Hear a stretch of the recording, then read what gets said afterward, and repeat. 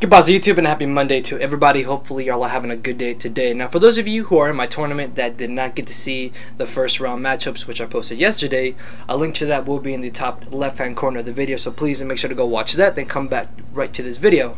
Now before I get into talking about the team preview, yes, this is a Pokemon Showdown battle, but really guys, this was a good close battle. Now one more thing I want to say, that I'm actually not using my own team. This is a team I got from my very good friend Rematch. He's a very good battler, plays a lot on PO and a lot on Pokemon Showdown, and he made this stall team, and because it's UU and it's stall, two things at the moment that I really like thrown into one team, I was like, let me get the team, so all credit to the team goes to him.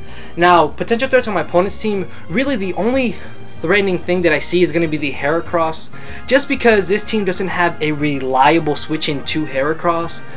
The best thing I have to switch into it is Arcanine, and Heracross tend to carry Stone Edge or Earthquake or both. So with the correct prediction, he could just annihilate my Arcanine and possibly sweep through my team. So I definitely have to watch out for the Heracross. Togekiss could also prove to be a nuisance if he is the Thunder Wave Air Slash set, or if he specs, because if he specs, he could just like flinch my whole team to death. So those two I really do have to watch out for. So with that guys, let's get right into the battle and let's see how it turned out. Alright, so I'm going to be leading off with my Arcanine, as he's going to be leading off with the Dusclops, and I actually thought he was going to be leading off with Cobalion just to get up his Stealth Rocks. That isn't the case, as he did lead off with Dusclops. Right off the bat, I missed my damn Will-O-Wisp, and recently I have been missing Will-O-Wisp a lot, so that miss really did annoy me, and I decided just to stay in, go for another Will-O-Wisp, as he just keeps going for the Seismitoss. I know he's more likely going to go for another one, so what I'm going to do is actually bring in my Frostlass. This way, thinking he would be fearing the taunt and switch out, I'm going to be able to get up a layer of spikes. But then it turns out that he's actually carrying the Shadow Sneak, which, yes, Shadow Sneak is priority, but then again, Dusclops does not have the best physical attack around. So I'm going to take this turn to get up my second layer of spikes. And here, I did not pay attention to the fact that Togekiss took spikes damage, and I stupidly leave in my Frostlass and go for the taunt. So yeah, I just lost my Frostlass for basically no reason at all. So he brings the Cobalion. I'm pretty positive he's just going to go for the Close Combat or the Rock, so I'm going to go and switch into my Arcanine after wishing up, but it turns out that he's actually carrying the Swords Dance.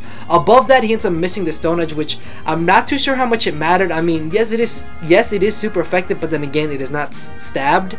So this turn, knowing he would just go for another Stone Edge, I'm going to bring in my Sandslash, and at the amount of HP that I'm at, even after that crit, I know I should be able to take one Close Combat. So what I'm going to do is stay in and get up my Rock, seeing as he's just going to die off to the Life Orb recoil. So now I can get that extra residual damage on the Togekiss and the Heracross. And speaking of Togekiss, he's going to bring in the real one this time, as I'm going to switch into the basically the best thing I have to deal with it, which is my Snorlax. It turns out that he is the Paraflinch set, but then again, if he was specs, he would still be a threat either way. So he goes for the Wish, then he shows me that he has Encore, which means Togekiss has become even more annoying than it already would have been. So yeah, this turn he's going to bring in what I thought was Suicune. Again, me being the idiot that I am, did not pay attention to the fact of how much damage the Zoroark took. So I bring in my own Suicune, go for the Calm Mind, then he shows me Night Day. So after +1, I should be able to take another one. As long as he doesn't get the accuracy drop and I miss my Scald, I really have nothing to worry about from the Zoroark. So I'm just going to leave it in, go for Scald, as he brings in his own Suicune, the real one this time. Now, yes, I could have gone for the rest, but Rematch runs a bit of a weird set on the Suicune. It is Rest, Calm Mind, Roar, and Scald. So fearing the fact that his Heracross could be a sub SD set, which I have seen a lot lately, I did not want to rest up. So I go for the safe Scald, as he's just going to finish me off. This turn I'm going to bring in my Snorlax. So now I'm just going to go for the Sleep Talk, because really I have no reason not to, as he brings in Heracross. I'm hoping I do not get the rest, and I get the rest. Oh my lord, I was really frustrated, because if I had got Body Slam, I could have got the Paralysis, and if I had got the Whirlwind, I could have got more entry hazard damage on him. So now I am going to be forced to bring in my Arcanine. Luckily, he doesn't go for the Earthquake. I'm able to take the Close Combat, as I'm just going to go straight for the Flare Blitz, as he brings in the Dusclops just basically as Death Fodder. Unfortunately for me, I actually knock him down to a point where the burn finishes him off, and I say unfortunately because I wanted to be able to go for the Morning Sun, as he died off to the burn. So now he's going to bring back in Heracross. I'm just going to bring in my Sandslash basically as Death Fodder to see what he wants to lock himself into, and it turns out that he's actually a Moxie Heracross, which means this thing has become a lot more scarier. So now I'm going to bring in Arcanine. knowing I should be able to take one hit, I'm actually just going to go for the Morning Sun, because I know even if I do live, I'm not going to live the Flare Blitz recoil. But on hindsight, what I should have done was just gone for the Flare Blitz. But I'm just going to go for a second Morning Sun as he goes for a second Close Combat. Now, because he isn't switching up moves, I am 100% sure that at this point he is a Scarf set.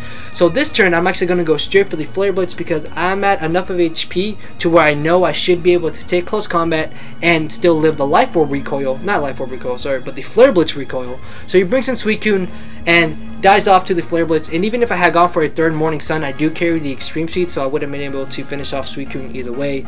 As he's going to bring back in the Togekiss, I miss the Will-O-Wisp. And at that point in the battle, I thought that I had just lost. Luckily, he misses Air Slash. I don't get paralyzed, and I do hit the Will-O-Wisp, which is just, thank you. Because now I'm going to be able to deal with this damn Togekiss a whole lot better. So I'm going to bring in Umbreon, because I can take any hit from this Togekiss for days, as he's going to go for the Thunder Wave. Now at this point, my 3 remaining Pokemon are all status, so I know that I am going to be forced to go for the Heal Bell if I even want a chance to win. And I'm really getting lucky with him not paraflinching me. So I get the Heal Bell off. As this turn, he makes a very good prediction. Predicts me to bring in my Snorlax as he brings in Heracross. And then he makes another good prediction. Goes for Earthquake, predicting me to bring in my Arcanine. Unfortunately, he did get a crit, which honestly does not matter. Because, I mean, Snorlax can easily take the hit.